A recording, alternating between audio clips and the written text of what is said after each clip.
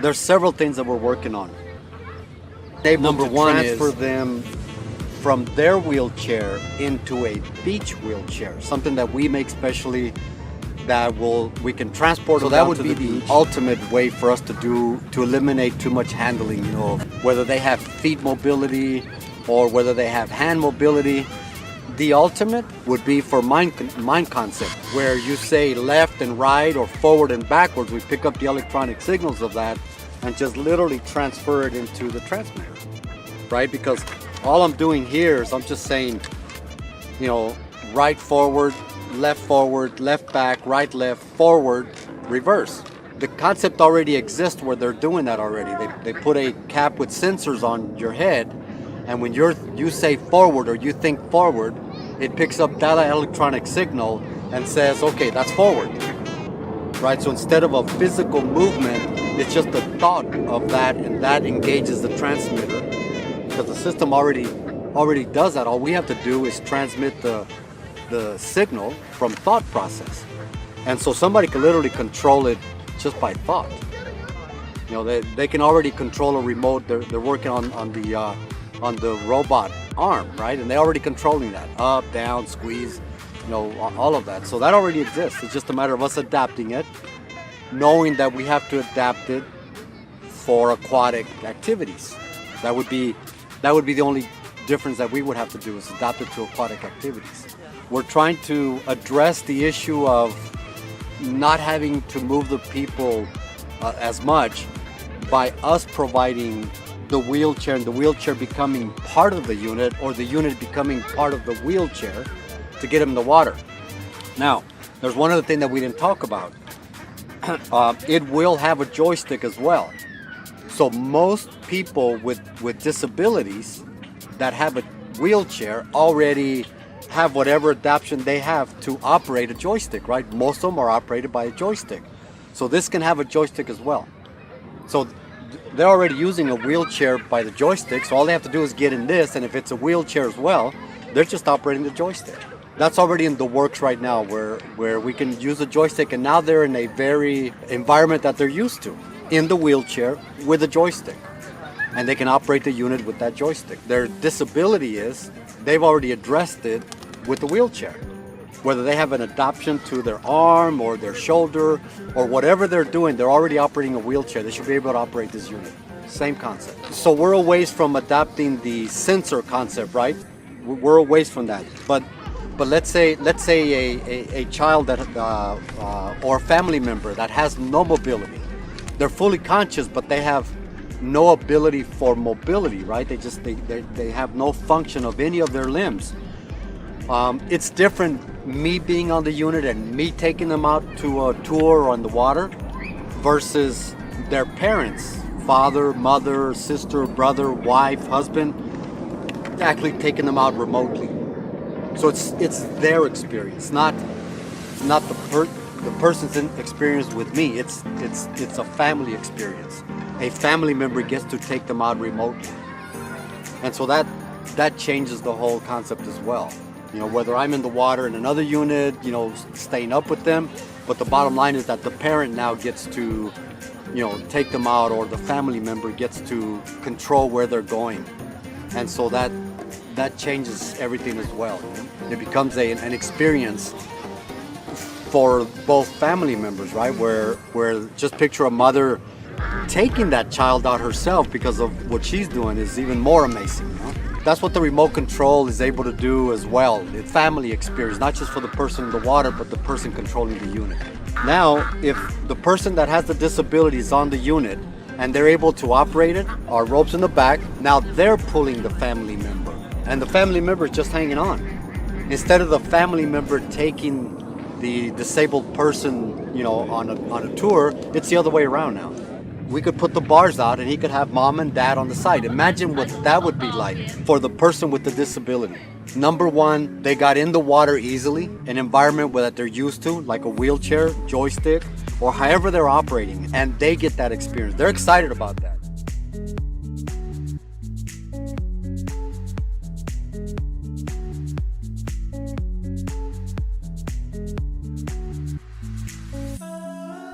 We have a lifesaver piece of equipment behind it, and you can actually send it out as a first rescue responder for somebody that's in trouble in the water, in the ocean, wherever.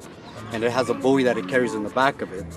And so now you use the camera if you're on shore so that you can see what's happening in front of it. You also have video, so you're watching what's going on. You're able to assess the situation, the circumstances, what the needs are, because you can't always count on what a victim in trouble is going to tell you. They might not even be able to talk. The wheels come off very quickly. Just lift it up, pull the pin, pull the wheels out. So the wheels can come off very quick as well. You can take this off pretty easily. The tour guide would be laying in the water with a snorkel mask and his tube, and he presses on these handles here to control the unit. Yeah, so he just presses the handles. He's laying down, he's snorkeling, and he's just pressing the handles to go left and right. So I can run in the water without doing any heavy activity, just regular snorkeling, about an hour, hour and a half of time. Pretty easy to transport it. We put the bar in the front, lift it up, and move it around. Easy to transport, easy to put in and out of the trailer, super easy to get in and out. The unit itself weighs about 150 pounds, more or less. So it's a lot to try to, lift and carry, but the way it's set up, that's the purpose for the wheels. You don't have to drag it into the water, but you can put it in with the wheels if you want, or put it in the water, take the wheels off, just depending on what you want to do, how you want to use it. What I did with it is that I made some modifications, changed all of the motor, the wiring, all of the function of it, and then adapted a few things so that I could take people with disabilities into the water to see the turtles. It's for kids, for senior citizens. It doesn't mean that you have a disability. You might not even be a swimmer. But on this machine, I can lay down, I can still swim, I can do my flippers, I can do all of that. But the machine helps me cover lots of area. I could cover a mile or two in way less time. We would just change the type of motor, or we can also get the highest speed motor and change the speed on the motor. So we can get variable speed motors. Right now the motors that are here are just for snorkeling, but we would adapt, bigger motors, more powerful motors, and then just turn the motors down depending on the type of event that we're going to do. So where in this machine, you don't need 3 people. You just need the person in the water. He controls, he stops, takes his notes. So he's doing all of his data by himself. That's one way you collect the data. The other is you can run a remote control. You can be in the boat and run a remote control with the camera in the water and just videotape all of your ocean floor or lake floor or river floor, whatever, without anybody even getting in the water, and just do all the recording and mapping of the floor. So yeah, there's a lot of commercial applications, as well as, many times let's say you're going to take people out to the reef and they're protected reef. Well, if they're protected reef, the boats are only allowed to get so close to the reef, right? Because of oil, gas, or whatnot. So they're not allowed to get too close to the reef. A safer environment for the tour guide and a safer environment for the turtles in the reef. Because now there's little chance they're going to go down and touch that turtle. Because one thing you say, you need to stay holding on to the unit. The other thing that it does is that he'll carry a bodyboard behind him.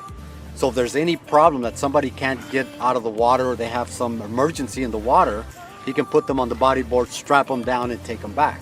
Right now, the guide has to literally swim the people back. Too big of a job for any tour guide. So now what does he do with everybody else, It does many things, but the passion behind the project is giving people with limited ability, swimming or otherwise, experiences that they would otherwise not have. So that's passion number one, is to give people those experiences where it's just an amazing experience to watch them do something that they thought they could never do again. I've experienced that for 4 years, so that's the main passion drive behind that. The other is conservation. It's a worldwide problem right now, so how do you do that? You need to get them out there. And right now, what most conservation agencies are doing is that they're cutting back on the tours in order to try to do conservation where we get to take the people out now, because it's a controlled environment. So you're not removing the people from the environment, you're just taking them out there in a controlled environment, in a safer environment for the turtle, for the reef, for the swimmer, for the tour guide. You can't stop the people from going out there. The minute you separate the people from the turtle, for instance, we're just talking about turtle, but it could be anything, whales, everything else. The minute you separate the people from the turtle, you're going to get less support. It's just natural. But the minute you take somebody out in a turtle experience, all of a sudden you've captured their heart, you've captured their focus, and now they want to help. They want to help conserve that. So if you take them away from that, you lose that support. And we need to put them back into the environment so that they can experience it and say, yes, I want to support this. But today was proving the concept of, can we pull people? How many people can we pull? Not short of having the right motor. You know, is it okay to leave the wheels on there? How does it act when we bring it to shore and take it out of shore? Can we put it in without getting in the water? How does the bar to pull around? How easy is it to load and unload? How do we get it in the water? How do we get it out of the water? How fast is it to change everything? We started off with just the unit in the water, remote control. We ran the video camera. We could see, I put on the goggles, so I could see through the goggles what's happening. With the radio, we didn't use the toggles because we can't get in that water, but you know, they run. We checked them and they're running fine. Yes, we can fish. Yes, we control. Yes, this works. You know, we take the flags down, whatever we need to do. We still have distance and all those things, but we've proven the concept today that every single thing that we thought it could do, it did, and it's doable and it's possible. But absolutely, it did what it needed to do. It floats, it's remote control, it's easy adaptable. We put things on, take things off. Everything has a purpose, you know, whistle, horn, everything has a purpose. You get to experience that and say, wow, I get it, you know.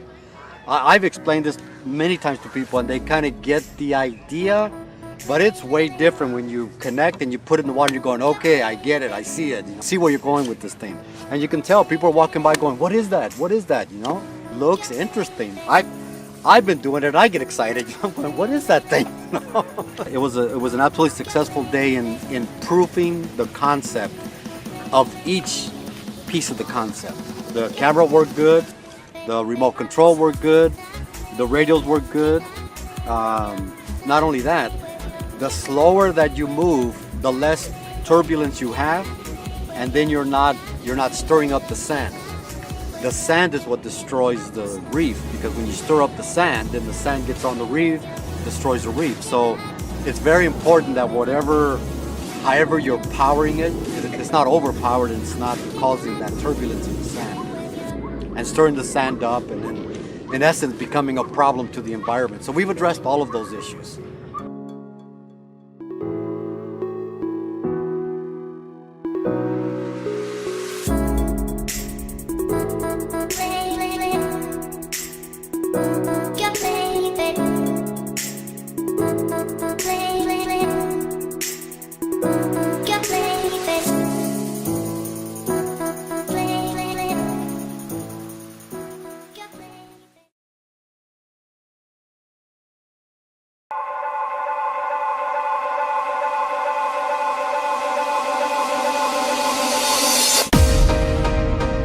Hello, my name is Guillermo Camarena. I'm the CEO of the EzaQua Xperience, formerly known as the Easy Snorkel. Today we're going to be testing the viewer. We got our viewer finally done.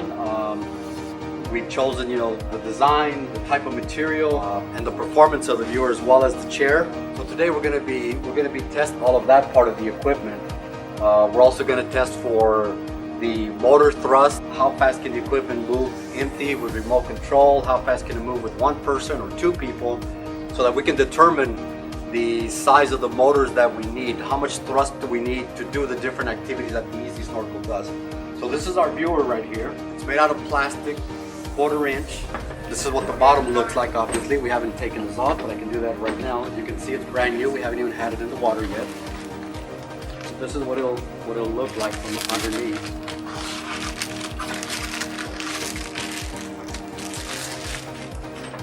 So we'll be trying that today, and this will be mounted.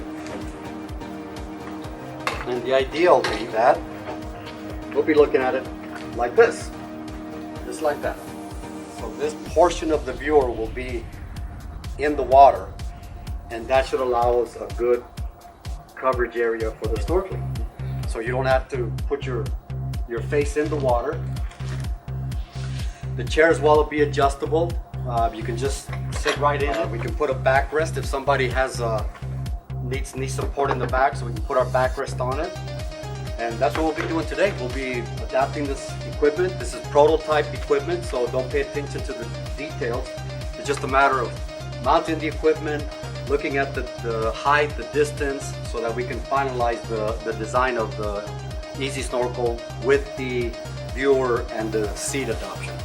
Today is very important because we're finalizing a lot of things that will help us move into the final design mode. We're still in proof of concept mode right now, but after today's test, we should then start moving into the final product design. Looks like it peels out, no? Wow! See, now those motors are doing what they're supposed to. So I can tell you this much already. It'll pull 7 people, no problem. We take the tires off of it, and it'll go even faster. Whoa. Wow. All right, you ready?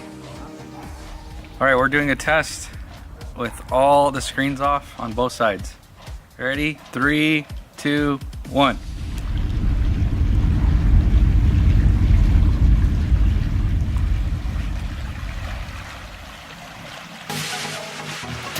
9 seconds.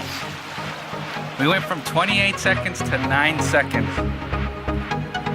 Got the speed and the power that we need at this point with the motors that we have.